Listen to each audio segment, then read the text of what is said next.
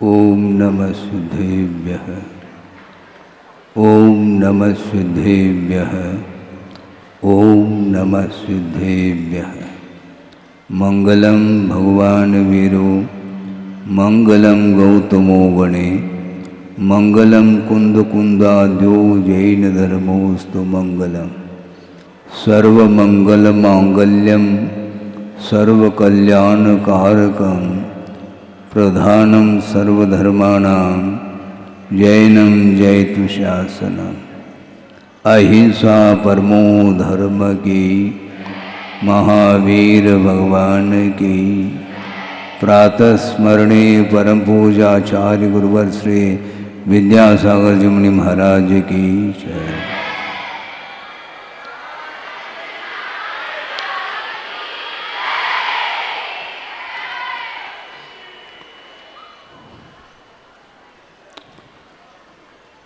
आपके सामने लगभग 2-2.5 घंटे से प्रतिभास्थली की बालिकाओं ने प्रतिभास्थली का जो स्वरूप प्रदर्शित किया है उसको देख करके मन बड़ा प्रसन्नता का अनुभव करता है।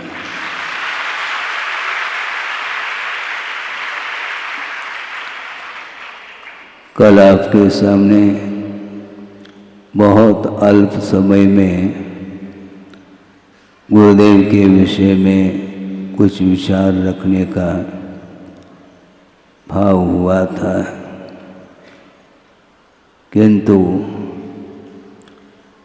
गुरु का गुणानुवाद शब्दों में करना संभव नहीं है, किंतु उनके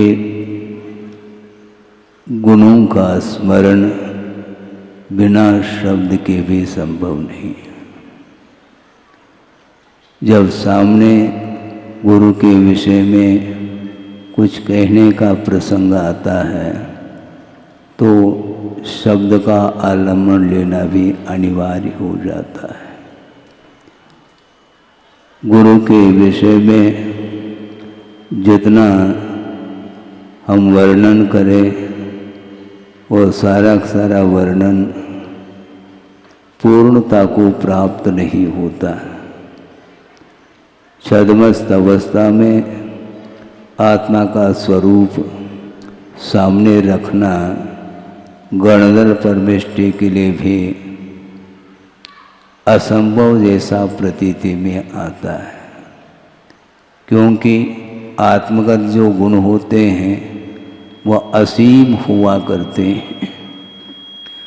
उन असीम गुणों का हम प्रतिपादन, उनका विश्लेषण विवेचन करना कहाँ तक संभव हो सकता है।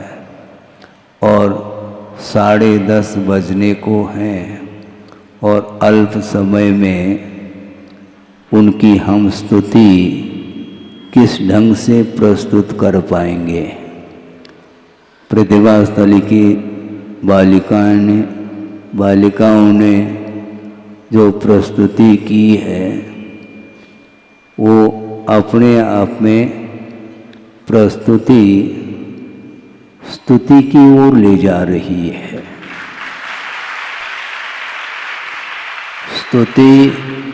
स्तुति और प्रस्तुति में बहुत ज़्यादा अंतर नहीं मानता। विशेष रूप से प्रकर्ष रूप से जो स्तुति की जाती है उसी का नाम प्रस्तुति है। और विभिन्न प्रसंगों को लेकर के आपके सामने उन्होंने साहित्यिक शब्दावली के माध्यम से अपने भावों को व्यक्त किया है। अब थोड़ा सा समय हमें भी मिला है, कहाँ तक हम व्यक्त कर पाएंगे। उनके गुणों का स्मरण तो करना फिर भी बन जाता है, किंतु उन गुणों को शब्द रूप देने के लिए इस भाव में तो शायद संभव नहीं हो सकता। इसके उपरांत भी जब भाव विभोर हो जाता है व्यक्ति, तो वह मौन रह करके भी गुरु की स्तुति कर सकता है। प्रभु के सामने और गुरु के सामने जब पहुंच जाता है कोई भी व्यक्ति, तो अपने आप ही भाव सामने आ जाते हैं। गुरुदेव ने कई बार ये कहने का प्रयास किया है कि खाली प्रभु के सामने खड़े हो करके स्तुति करना ही पर्याप्त नहीं, क्योंकि आपकी स्तुति को भगवान सुनते नहीं। उनका उपयोग अपने आप में रहता है। कोई भी भक्त उनके चरणों में भक्ति करता है, वंदना आदि कर लेता है, पूजन अर्चन आदि के माध्यम से अपने भावों को पवित्र बनाने का प्रयास करता रहता है। इसके उपरांत भी प्रभु की दृष्टि भक्त की ओर नहीं जाती है, यही प्रभु की विशेषता है। इसी प्रकार गुरुदेव की भी स्थिति है। एक हाइकू आपके सामने रख रहा हूं। तपस्या नहीं, आप सुन रहे हैं? तपस्या नहीं, पैरों की पूजा देख आंखें रोती हैं, ऐसे कुछ शब्द उसमें उस हाइकू में है। भाव इसका ये है कि गुरुदेव इतनी साधना, निरंतर साधना में रत रहते हैं, बहिरंग और अंतरंग साधना तप आदि करते हुए भी अपने आप को तपस्वी के रूप में देखना नहीं चाहते। उनका भाव ये है कि जब हम चौके आदि में पहुंच जाते हैं तो वहाँ पर दाता नवधा भक्ति पूर्वक वह आहार देता है। उस समय पूजन आदि करते समय अनेक प्रकार के विशेषण जोड़ करके पूजा को संपन्न करता है। उस समय उनकी दृष्टि जाती है, क्या इन विशेषणों के योग्य हमारी साधना, हमारा तप है क्या?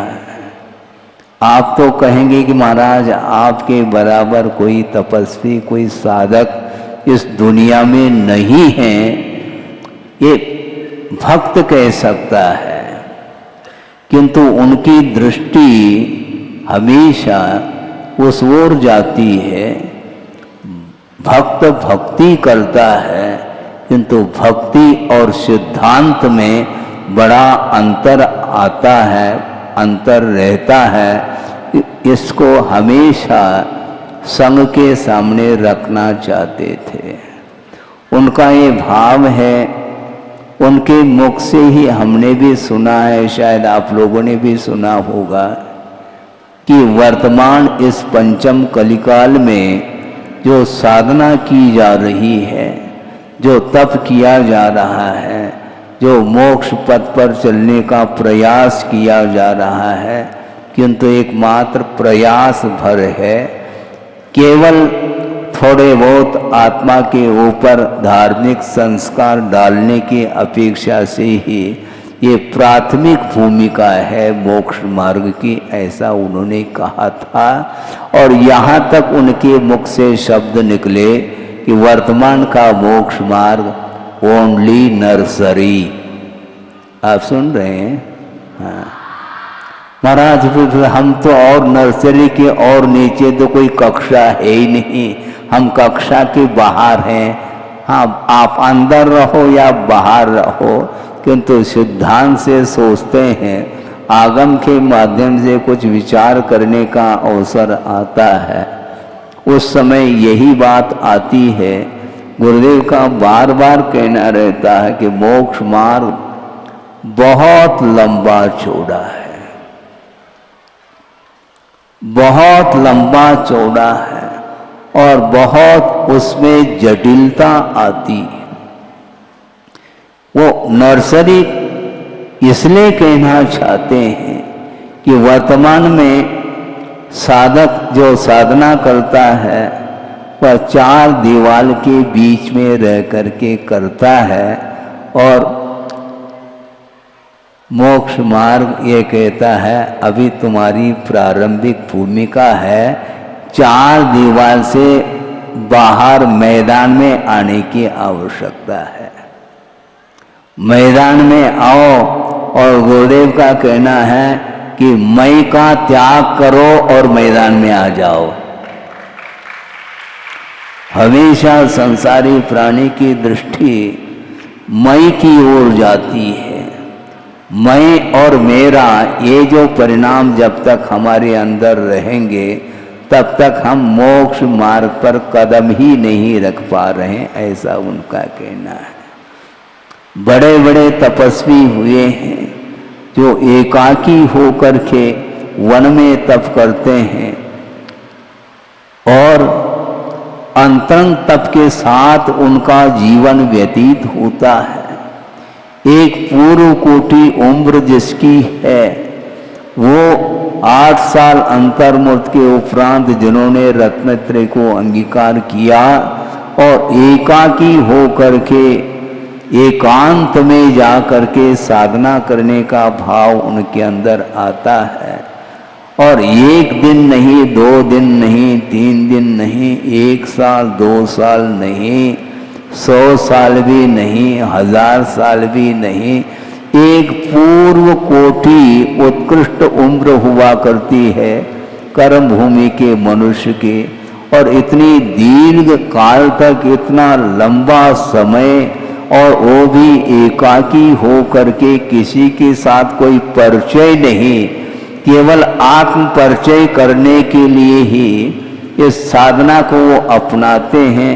कैसा साहस होगा, उनका धैर्य कैसा होगा, उनकी धैर्य की तुलना हम कर ही नहीं पाएंगे।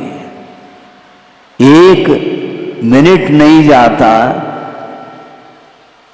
और उसके अंदर विकल्प हो सकते हैं, चहल पहल है,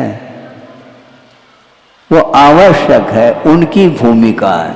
किंतु श्रवण की भूमिका में क्या होना चाहिए उनका कहना, वस्तुतः चहल पहल में रहते रहते अनंत काल व्यतीत हुआ है और एक दूसरे के परिचय को सुन करके जो आनंद का अनुभव होता है, उसमें जो सुख उत्पन्न होता है वह सुख पराधीन है, ऐसा उनका कहना है। शारीरिक और मानसिक जो कुछ भी सुख उत्पन्न होता है वह कर्म के अधीन है और कर्मातीत हो करके जो अनंत सुख का अनुभव किया जाता है उसके लिए मोक्ष पथ पर आरूढ़ होने की आवश्यकता है और वह वर्तमान में मोक्ष मार्ग नर्सरी है, ऐसा उन्होंने कहा। जब उनकी साधना इतनी अनूठी साधना है जिसके साथ कोई तुलना ही नहीं कर सकते, अतुलनीय साधना, और उसको उस तप को देखते हुए भी इसके उपरांत भी उनका कहना है केवल एक बूंद के समान भी नहीं है, ऐसा उनका भाव रहता। इतनी निरीहता उनके अंदर शायद ही वह निरीहता किसी के अंदर देखने को मिलेगी। इसे क्योंकि जो हमेशा कर्तृत्व के साथ चलता है, भोक्तृत्व और स्वामित्व के साथ चलता है, श्रेय लूटने की दृष्टि जिसके अंदर हमेशा बनी रहती है, वह कभी भी आत्मा का दर्शन नहीं कर सकता है। क्योंकि अध्यात्म की चर्चा करना बहुत सरल है, बहुत सरल है। उनका यहाँ तक कहना था कि स्तुति करना भी सरल है, क्योंकि स्तुति वह श्रावक भी करता है, एक सामान्य गृहस्थ भी करता है। अविरत दशा में असंयम की भूमिका में रह करके प्रभु की स्तुति की जा सकती है, क्योंकि वहाँ पर एकमात्र श्रद्धान का ही विषय बनता है, वहाँ पर कोई भी त्याग का अवसर ही नहीं। और त्याग के अभाव में, वैराग्य के अभाव में, संयम के अभाव में हम भगवान की और गुरु की स्तुति तो कर सकते हैं, किंतु उनके जीवन को आत्मसात करने के लिए हम कितने भाव हमारे लिए लगेंगे हम नहीं कह सकते। उनकी निरीता बहुत अनूठी निरीता, हमेशा उनका यही कहना रहता है, ये केवल कर्म का उदय है अथवा कर्म का क्षोभम हो जाता है तो थोड़ा सा ज्ञान आ जाता है, किंतु वह क्षोभम ज्ञान कभी भी लुप्त हो सकता है, समाप्त हो सकता है, पुनः 1 2 1 2 1 2 करना पड़ता है। हमेशा ज्ञान क्षोभम होता है किंतु एक सा नहीं रहता है, उसमें हमेशा अंतर आता चला जाता है, वह उसमें ध्रुवता नहीं रहती है, उसके ऊपर बहुत जल्दी आवरण आ सकता है। जैसे समझने के लिए रविवारी प्रवचन होने के पूर्व में आप क्या करते हैं, कुछ औपचारिक क्रियाएं होती हैं, दीप प्रज्वलन भी किया जाता है और चित्र का अनावरण किया जाता है। आप सुन रहे हैं? हाँ, चित्र का अनावरण किया जाता है और अगले संडे के आने तक उस पर आवरण फिर आ जाता है। फिर साप्ताहिक वह अनावरण करने की सिलसिला बनी रहती है। इसी प्रकार क्षोभम हो जाता है, थोड़ा सा उपयोग केंद्रित हो जाता है तो ज्ञान का क्षोभम हो जाता है। फिर बाद में यदि हमारा मन केंद्रित नहीं रहता है तो वह अपना विषयों की ओर चला जाता है, तो उस ज्ञान के ऊपर आवरण आना स्वाभाविक है। इसलिए यह वर्तमान में जो कुछ भी ज्ञान क्षायोपश में ज्ञान है उसका सदुपयोग करने के लिए अवसर है। एक दोहा आपके सामने रख करके इस विषय को पूर्ण कर रहा हूं, समय काफी हो चुका है। एक दोहा गुरुदेव ने दिया है, बहुत शायद किसी को याद हो, बहुत पहले लिखा था उन्होंने, लेकिन याद प्रसंग के अनुरूप आ रहा है सदुपयोग करने की अपेक्षा से। तन मिला, हाँ आगे अपने आप बीज बुद्धि आ जाती है, कंठस्थ है तो तन मिला तुम तप करो, करो कर्म का नाश, रवि शश से भी अधिक है तुम में दिव्य प्रकाश। सोचो, विचार करो, क्या भाव है, क्या चिंतन है। इसको बोलते हैं तन मिला है, तप करने के लिए मिला है, भोग विलास के लिए तन नहीं मिला। ये शरीर के संपोषण में संसारी प्राणी न जाने कौन कौन सा कार्य कर लेता है और उन कार्यों के लिए अनर्थ भी कर जाता है। इसके उपरांत भी उसको कोई एहसास नहीं होता कि मैं कुछ गलत कार्य कर रहा हूँ, क्योंकि ज्ञान जब वो आच्छादित रहता है उस समय उस ज्ञान के माध्यम से कोई किसी भी पदार्थ का बोध नहीं होता। वह धरती को प्रकाशित करने की क्षमता सूर्य में है, किंतु एक भी टुकड़ा बादल का उस पर छा जाए मान लो तो वह किरणें सब उसमें आच्छादित होती है। उसी प्रकार वर्तमान में छद्मस्त अवस्था में ज्ञान की परिणति हो रही है। इसलिए तन मिला है तुम तप करो, करो कर्म का नाश। कर्म का नाश करना है। शरीर की अंत्येष्टि अनंत बार हो चुकी है, किंतु मोह की अंत्येष्टि के लिए यह शरीर मिला है, तब करके मोह को दग्ध करना है। बाकी सब कर लिया, किंतु मोह समाप्त यदि नहीं हुआ है तो सारा कार्य वह किसी भी प्रकार से प्रयोजन भूत सिद्ध नहीं होता। इसलिए लक्ष्य सबका एक है, एक होना चाहिए। अपनी अपनी भूमिका के अनुरूप ही आत्मा का विकास होता है। विकास की ओर दृष्टि हो तो निश्चित रूप से निरंतर साधना यदि की जाती है, उसका प्रतिफल हमेशा अच्छा ही निकलता है। क्योंकि पुरुषार्थ सही दिशा की ओर जिसने किया है, उसका प्रतिफल भी उसी के अनुरूप मिलता है। इसलिए तन मिला तुम तप करो, करो कर्म का नाश, और रवि शशि से भी अधिक है तुम में दिव्य प्रकाश, ऐसा कहा है। चाहे वो चौथी कक्षा की बालिका हो, चाहे 12वीं कक्षा की बालिका हो, चाहे शिक्षिका हो, कोई भी हो, उसके अंदर दिव्य प्रकाश है, ये ध्यान रखो। हाँ, बिल्कुल रवि शशि से भी अधिक है। सूर्य और चंद्रमा है, इसकी दिव्यता नहीं है, इसमें इतना प्रकाश हमें मिलता नहीं, बल्कि आगम दृष्टि से सोचते हैं ये दिन में ताराएं दिखती हैं क्या, ताराएं चलेगी, ताराएं वहीं पर है, किंतु सूर्य की प्रकाश में उनका प्रकाश तिरोहित हो जाता है।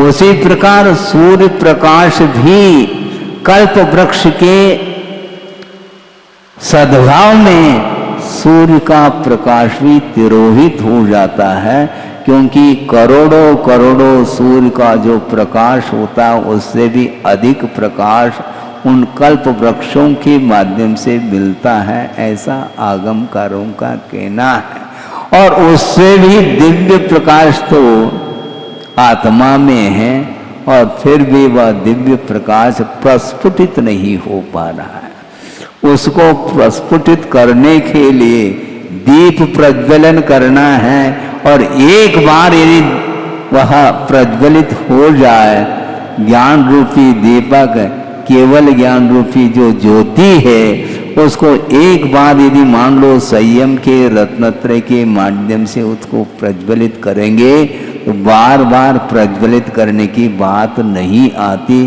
क्योंकि जिस प्रकार रत्न दीपक जल रहा होता है, वह कभी भी हवा के झोंके के कारण तूफान भी आ जाए तो भी वह दीपक कभी बुझ नहीं सकता।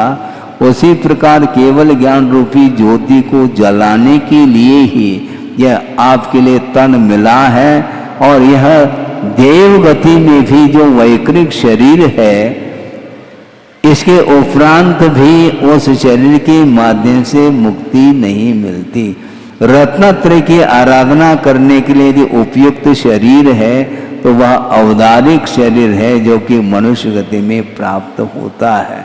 किंतु भोग भूमि का जो जीव है, उसके पास भी औदारिक शरीर होने के बावजूद भी उसके पास संयम नहीं है, और संयम के अभाव में यह मोक्ष मार्ग बनता नहीं। एक सर्वार सिद्धि का जो अहमिंद्र है, वहाँ से सिद्धालय ज़्यादा दूर नहीं है, कुछ ही योजनों में है। इसके उपरांत भी वहाँ से सिद्धालय में कदम रखने की क्षमता उस अहमिंद्र के पास नहीं है। और गुरुदेव ने एक बार तुलना की थी आगम के माध्यम से, हमें भी आश्चर्य लगा कि देखो, उनका कहना है एक सर्वार सिद्धि का अहमिंद्र छोटा पड़ेगा किसके सामने, एक पशु जिसने संयमा संयम को अंगीकार किया है, जिसने देश व्रत को अंगीकार किया है, उसके पास जो निर्जरा उसकी होती है वह अविरत सम्य दृष्टि की अपेक्षा से असंख्यात कर्मों की निर्जरा उस पशु के द्वारा होती है। इसको बोलते हैं संयम।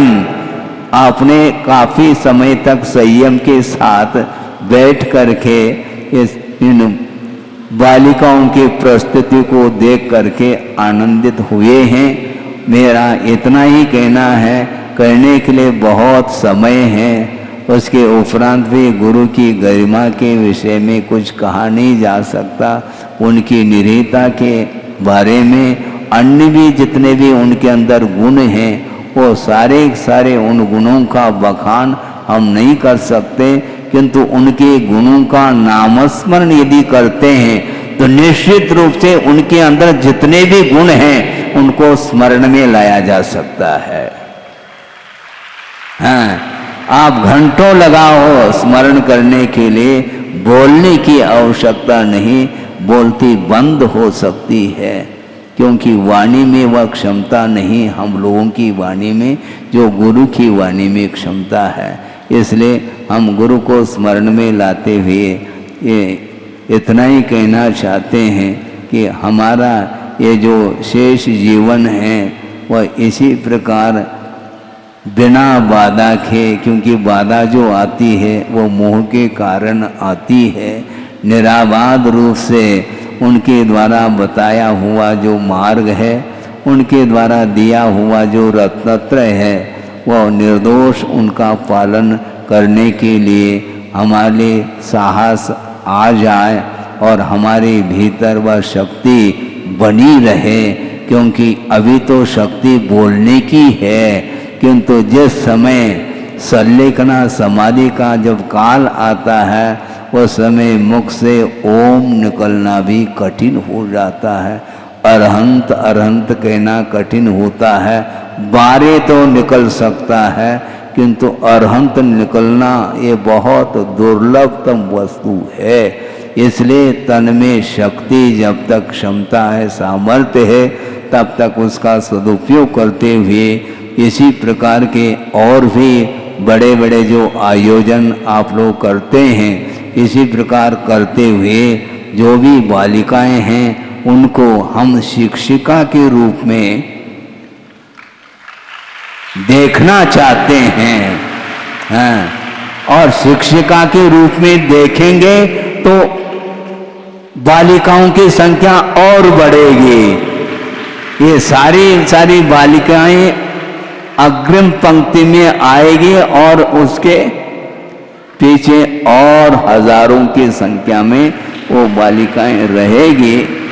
एक फैक्ट्री है, हाँ, ये कभी भी बंद नहीं होगी, निरंतर चलती रहे। इस पवित्र भावना के साथ अहिंसा परमो धर्म की जय। बोधि समाधि परिणाम शुद्धि स्वात्मोपलब्धि शिवशोक शुद्धि चिंतामणिम चिंतित वस्तुदाने त्वामंद मानस्य ममास्तु देव। परम पूज्य आचार्य गुरुवर श्री विद्यासागर जी महाराज की जय।